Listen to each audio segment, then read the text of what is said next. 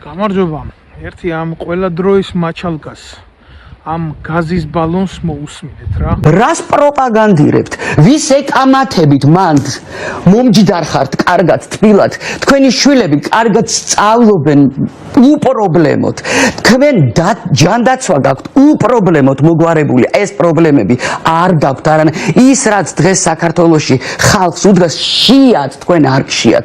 არ გრცხვენიათ, რას აკეთებთ? მე ვიცი რა პოლემიკა აღარ ქვია ამას.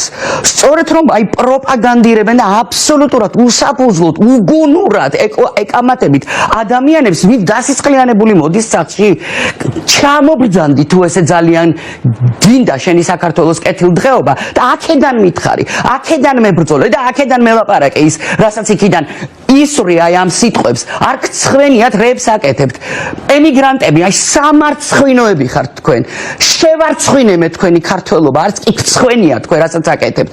გაჩუმდით მაინც, დაიმალეთ, ვირთხებივით, თქვენ არა გაქვთ უფლება. თქვენ არ გაქვთ უფლება სიტყვა წარმოსთქვათ საერთოდ ქართველებთან, რომლებიც მართლა პატრიოტები არიან. რა უნდა ვთქვა, 2.800.000 ემიგრანტია საქართველოდან დევნილი სხვადასხვა მოტივებით, არა მარტო სოციალური მოტივით, არამედ პოლიტიკური მოტივით და ფაქტიურად მთელი საქართველო გახიზნეს ამ ნაძირალა მთავრობებმა, როდესაც ეს ჩათლახი ქალი ყველა მთავრობას ტრაქში უძვრებოდა და განსაკუთრებით ბიძინა ივანიშვილს, იმიტომ რომ არის მისი შვილი ბერას ნათლია და ყვერებს ულბომდა და იავნანებს უმღეროდა და რა ვიცი, თავზე ყვებოდა და გარდა ამისა კიდე არის ნინი ბადურაშვილის ეგრეთ წოდებული ნათლია, რომელიც იმედის არხზე პროპაგანდით შხამავს საზოგადოებას და ძალადობას აправებს. ეს ვიღაცა ჩვეულებრივი ნაძირალა კი არ არის.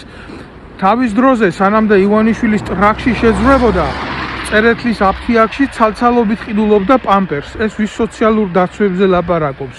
თქვენ მართლა უნდა ნახოთ, ვისაც არ გინახიათ რა, ქართველი ემიგრანტები, ოჯახები კარვებში, გაშლილ კარვებში, ზამთარში შეყუჯულები რო არიან, სამსიცივეებში ზოგი და ეს პატარა ბავშვები, რომლებიც ნახევრად მოყინულები რაღაცის მოლოდინში, რო ცხოვრება იმაზე უკეთესი შეიძლება იყოს ვიდრე საქართველოში.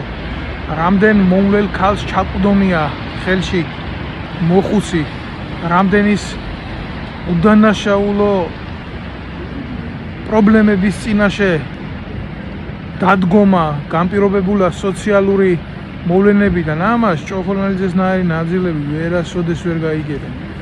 ენით აღუწერელი ტვირთი მოუტანა საქართველოს აი ესეთმა ნაზირლებმა, რომლებიც წლებია ემსახურებიან აღა მახმადხანისებურ პატრონებს და ჩემი განიცდის დევნას, წვალებას და შევიწროებას.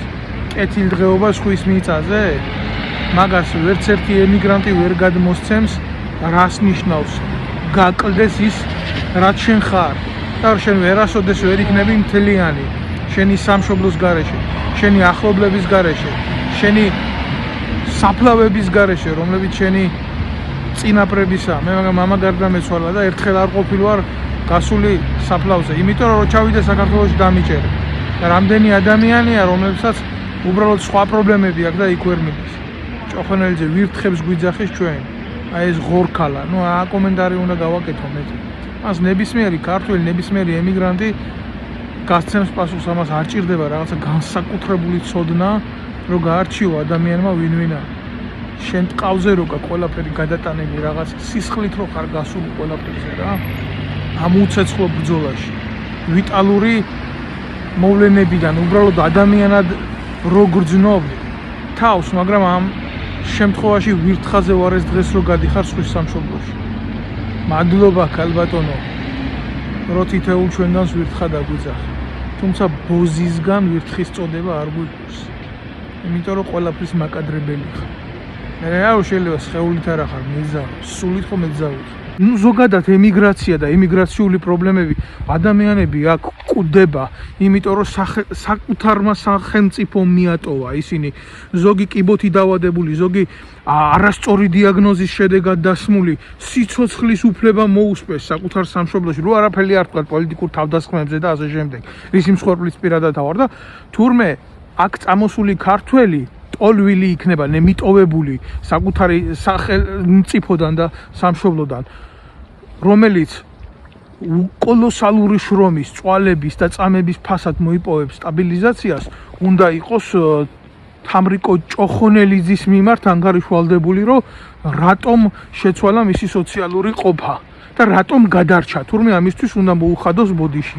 ამ ძროხა დედაკაცს, რომელიც ჯერ საპატრიარქოს ეტენებოდა, აი ჩვეულებრივი ვაჭარი, აი სადაც დაიბადა, მართლა კომუნისტების კგბ-ს ამონასპერბალი რობერტა სტურუას იდეოლოგი რა იქნება. კარგად უძახოდნენ იმ კგბ-ში სპეკულიანტი. ოღონდ ეს არის გრძნობების სპეკულიანტი.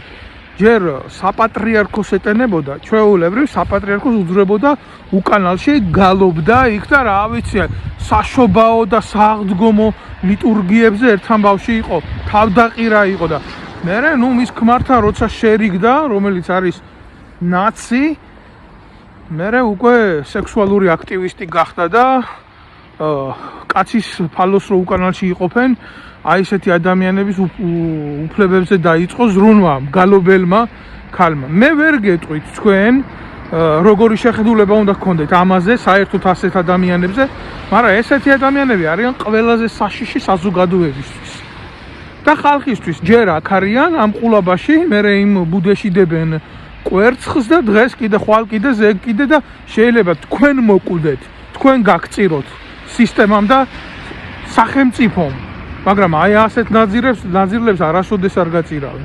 იმიტომ რომ ჭირდებათ ესეთები თავიანთი შეცვლილი პოზიციების და მერე რა ამის პოზიცია თუ ვინმეს არ მოგეწონებათ ჩართავს აგერ მას ფონოგრამას და იმღერებს.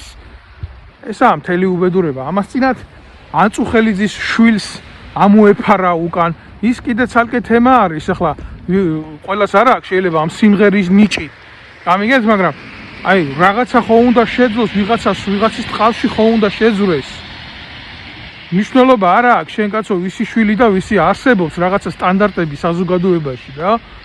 და მედი შენ იმღერე ქვეყანა გვირუსდება და ამ დროს თვითონ საბჭოთა კავშირის ემაში ბუნაგში გაზდილი გამოდის აქ და პატრიოტიზმს გვეფიცება და სად იყავი შენ ზუკნაღორრის შვილო, შენ მართლა საკუთარი ერის მაგინებელო ტუტუცო ქალო შენ, როცა 2008 წლის ომის მერე სამხედროებს სამსახურიდან კვრინიდნენ, დედაგვიტირეს, თავზე გადაგვიარეს და მერე ზოგს იჭერდნენ პოლიტიკური მოტივით ამ ნაომარ ბიჭებს აუბედურებდნენ. შენ თუ პოზიციები გქონდა, შენ თუ ვინმეს მიმართ გქონდა ეგრეთ წოდებული რესპექტი, მაშინ სად იყავი?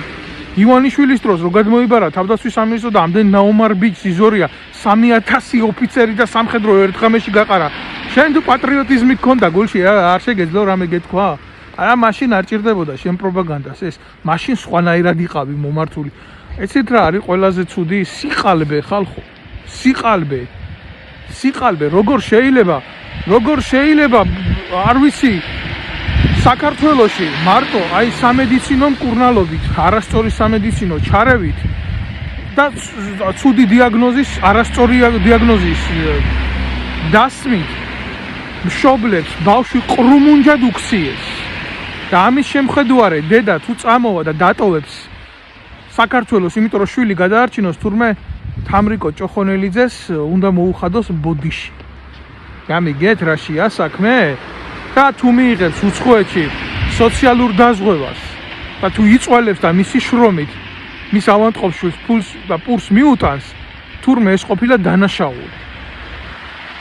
აი შენი დედავატირე, შემართლა გაბერილო ბოროტებით გაზის ბალონო რა.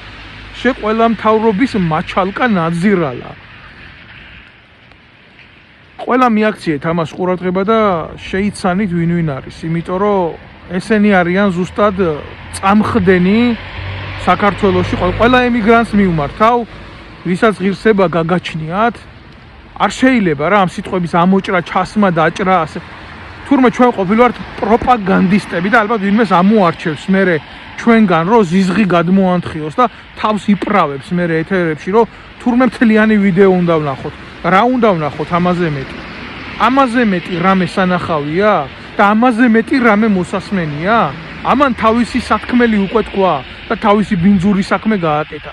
და ვინ იმალება ამის უკან და რამდენი ნიღბიანი ადამიანია ჩვენ ზურგში ჩამჯდარი, რომ ჩვენი სოციალური ცხოვრება მოსწოს, ჩვენი იდეოლოგიური სამშობლო წაგვართვას, თორე ისე ფიზიკურად სამშობლო წაგვართვეს კიდევაც რა. აი ეს უნდა ჩამოათრიო აქ, თუნდაც მილიონი მისცე უცხოეთში და ის მორალური ტვირთი გაატარო, რაც ჩვენ გავიარეთ თითოეულმა ჩვენგანმა აქ. და არიან კიდე ადამიანები, რომლებიც აქ შრომაში მოკვდნენ, იმიტომ რომ იქ საქართველოში ოჯახები ერჩინათ და იმ ეგრეთ წოდებული შემოსავლებით ასეთ ჩათლახებს ეცხოვრა მერე. გმადლობთ.